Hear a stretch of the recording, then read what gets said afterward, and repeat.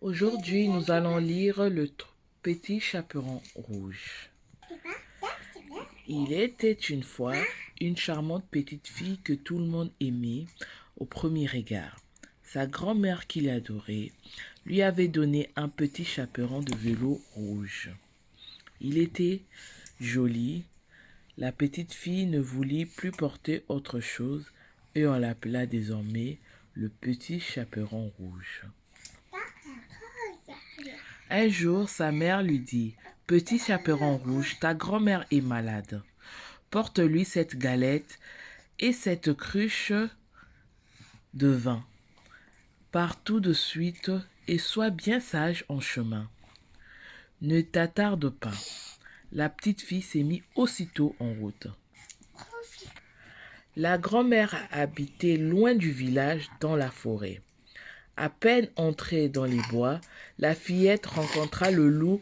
Comme elle ne savait pas quel méchant animal c'était, elle n'a pas peur du tout. Bonjour, petit chaperon rouge, dit le loup. Bonjour, où vas-tu si bon matin? Chez ma grand-mère qui est malade.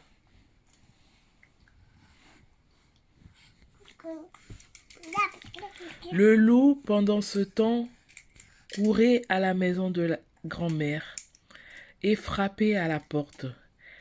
Qui est là? Cria la grand-mère de son lit, car elle était trop faible pour se lever. C'est le petit chaperon rouge, dit le loup. Tire la bobinette et la chevillette, chéra. Le loup tira le loquet, poussa la porte, courut au lit de la grand-mère et la mangea. Puis il mit sa chemise de nuit et son bonnet de dentelle, se coucha dans son lit et tira les rideaux. Petit chaperon rouge avait couru de fleur en fleur et son bouquet était maintenant si gros qu'elle pouvait à peine le porter. Alors elle se remit vite en chemin. Chez sa grand-mère, la porte était ouverte. Quand la fillette entra dans la chambre, elle dit bonjour. Comme personne ne répondait, elle s'avança jusqu'au lit et écarta les rideaux. La grand-mère était là, couchée, avec son bonnet qui cachait presque toute la figure. Elle avait un air étrange.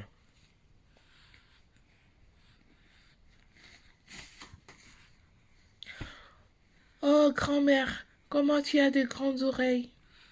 C'est pour mieux t'entendre, mon enfant. Oh, grand-mère, comment tu as des grands yeux?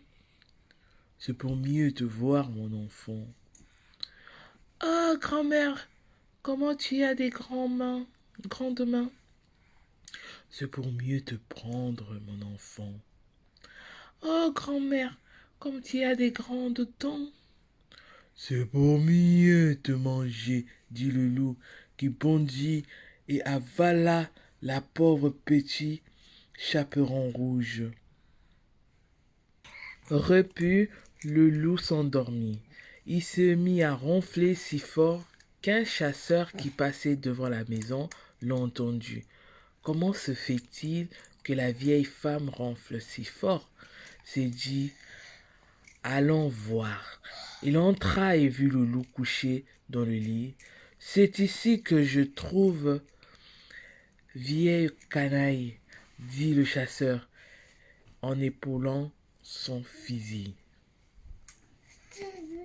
Tout à coup, l'idée lui vient que le loup avait pu manger la grand-mère et qu'il était peut-être encore temps de la sauver. Il reposa son fusil, il prit des ciseaux et s'est mis à ouvrir le ventre du loup endormi. Au deuxième coup de ciseaux, il vit le petit chaperon sortir du ventre. Peu de temps après, la vieille grand-mère sortait à son tour. C'est à peine si elle pouvait respirer.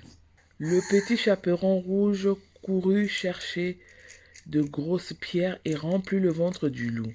À son réveil, il voulut s'enfuir, mais les pierres pesaient si lourd qu'il s'affala et tomba mort sur le coup.